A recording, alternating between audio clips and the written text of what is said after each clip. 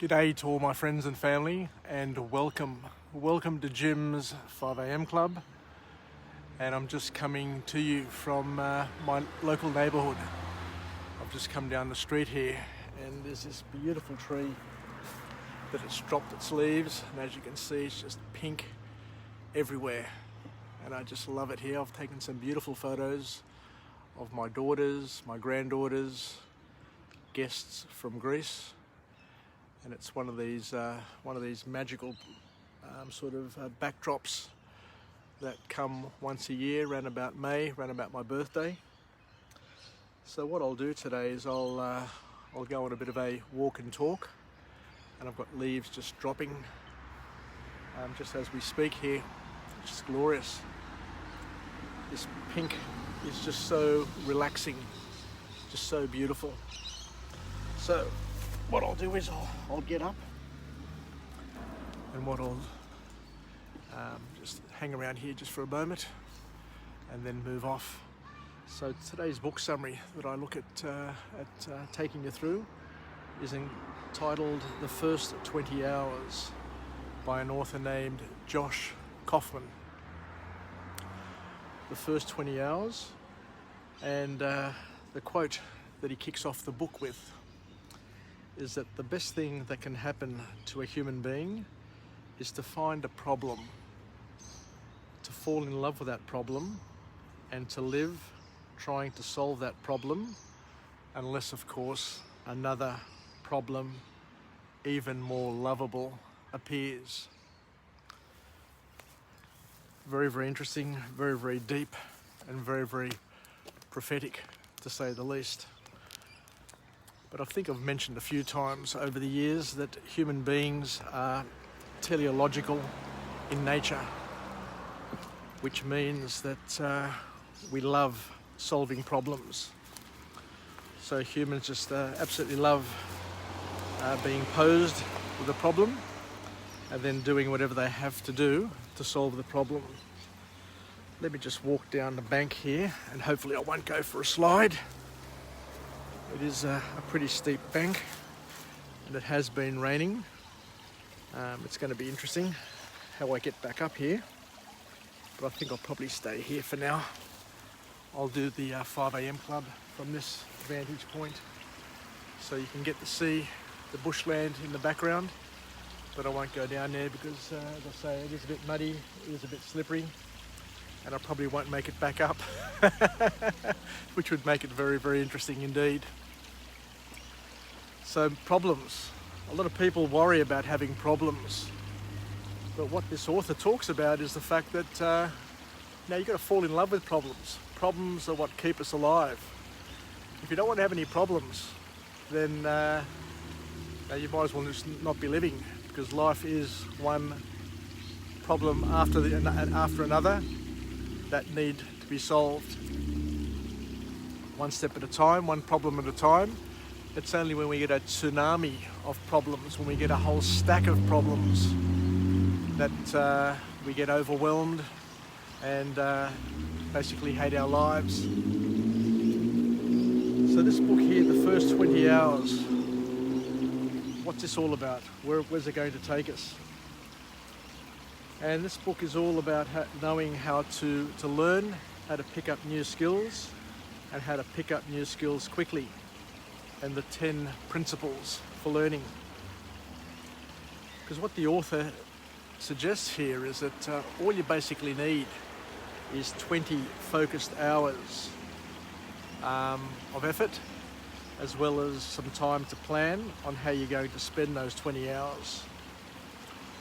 So what we need to be doing throughout our lives is to be accumulating relevant skills. And to accumulate a skill means that you need to take on a problem, something that you need to solve.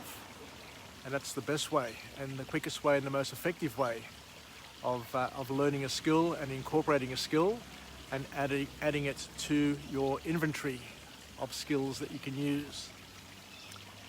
So choosing your next skill is very easy, according to the author. All you need to do is to focus on the next thing that you're most excited about. pretty easy. What excites you? And that's the best sort of recipe to get you on course in terms of solving some skills.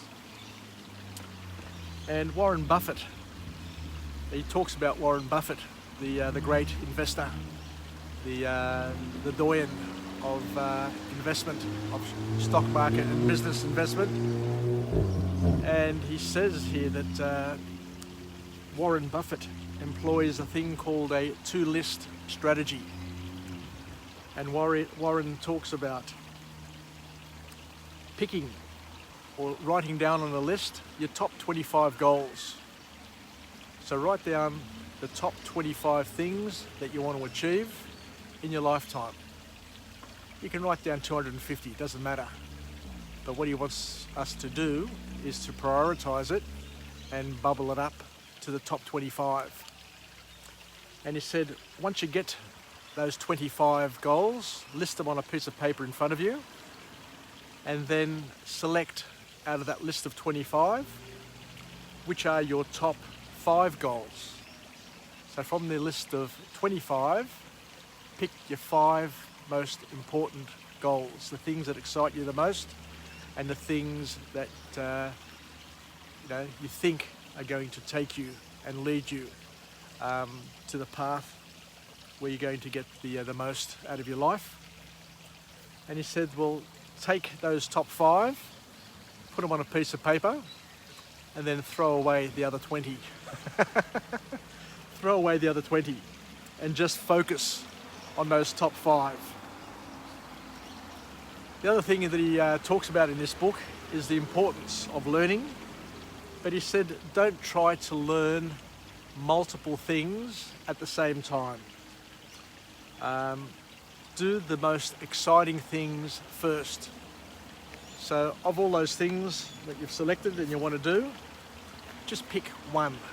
Just pick one at a time, the one that excites you the most, the one that invigorates you, the one that emboldens you, the one that makes you fresher, happier, the one that sends a tingle through your body. Do that first. So focus on one thing at a time. And he said that by using this methodology, it won't guarantee that you'll stay motivated, but it will maximize your chances of staying motivated. Remembering that investment and everything in our lives is all about managing the options and managing the risks and the probabilities. So he says if you do the things that excite you the most, then it won't guarantee success, as he said here, and he won't guarantee that you'll stay stuck to it and motivated, but it will maximize your chances. And that's all we want to do in life.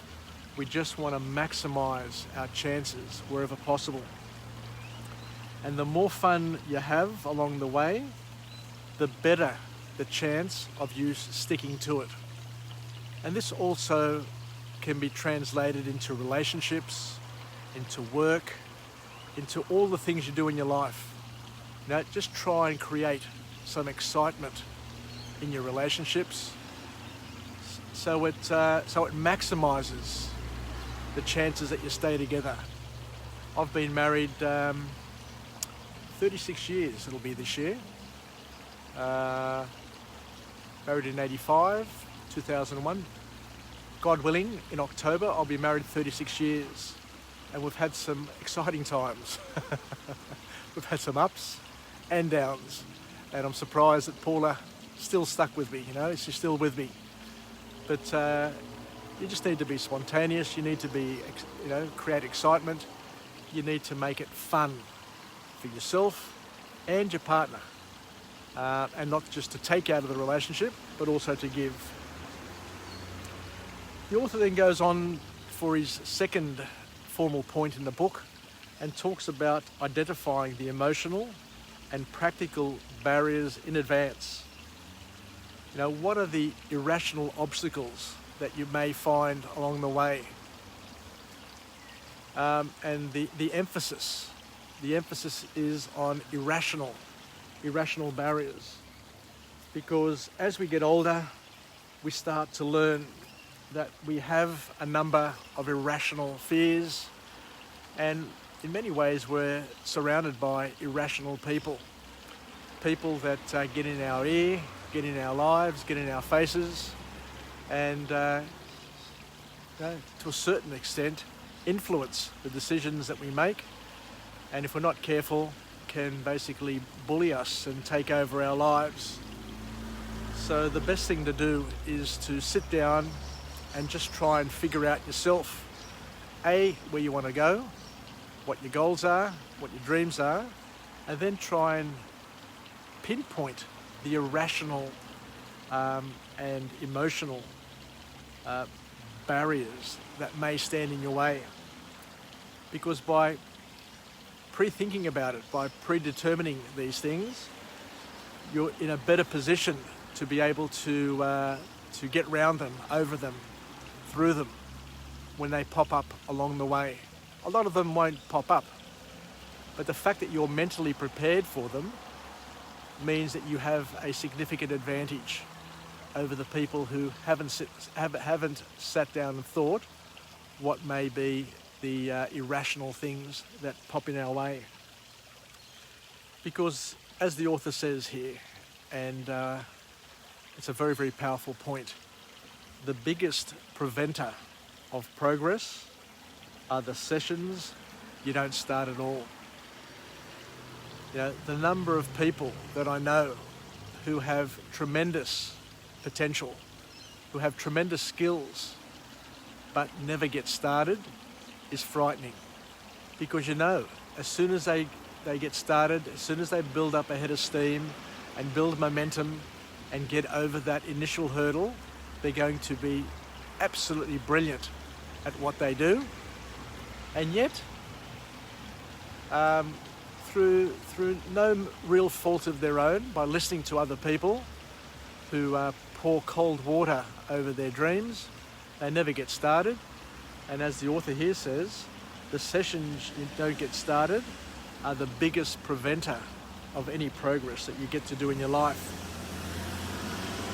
And what we're called to do, the biggest call to action from this author, is that we need to learn how to doubt our own doubts. Be a doubter. By all means, be a doubter. But be a doubter of your doubts rather than being a doubter of what is possible. Because when you doubt your own doubts, you can start learning with the enthusiasm of a child. Because a child, when you sit and think about it, doesn't have all that many doubts, because doubts are something that we learn. Doubts are things that we inherit. Doubts are the things that other people foist upon us. But as a child growing up, whatever you want to do, you just do. They climb trees, they climb fences, they do things that as an adult, you look at them and your heart's in your mouth, because you're saying, by God, they don't know what they're doing, they're going to fall down, they're going to break their necks, blah, blah, blah, blah, blah. But they seem to be okay. Most kids grow up without getting injured, without falling out of trees. I used to climb trees all the time when I was a kid, when I used to go on cicada hunts as a 7-year-old or 8-year-old. I used to walk down steep bankments like this one here when I was a kid without a fear in the world. And yet now I'm thinking twice about it, because I'm worried about getting back up again. But I'm sure if I got back down there, I'd be able to get back up. There's no problems about that. So the last formal point to come out of this book from this wonderful author is that in your first 20 hours, you generally learn as much as you can and as fast as you can, and you probably get to about 80% of what you'll ever need to know in that particular skill set. You know, yes, you can spend another 80 hours, another 100 hours examining, testing yourself and learning, but all that will add, the only thing that it will add, it will help you fine-tune that skill, but the first 20 hours, we need to understand, it's that first 20 hours where we learn the most and we deliver the most on our gains. So set yourself a goal, just like I've set myself a goal with Jim's 5 a.m. club, to deliver 3 to 5 vlogs a day. At the moment, I need to deliver 5 vlogs every single day over the next 20 or so days, 25 days, in order to get to my 1,000 vlogs. But I've been doing it now for almost a year. And because I've been doing it on a regular basis, I'm well on my way, well on the path to getting there. So the author then finishes off by reminding us that when you learn a new skill, what you need to do is practice it as much as possible. Rehearse it, practice it, stretch yourself, bend yourself as much as possible so that you can ingrain it, so you can embed it as fast as you can into your skill set. And don't let disappointment get in the way.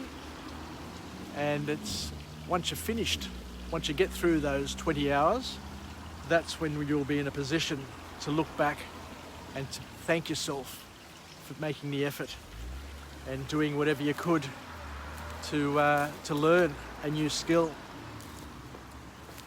I set myself a goal of trying to learn something new every day.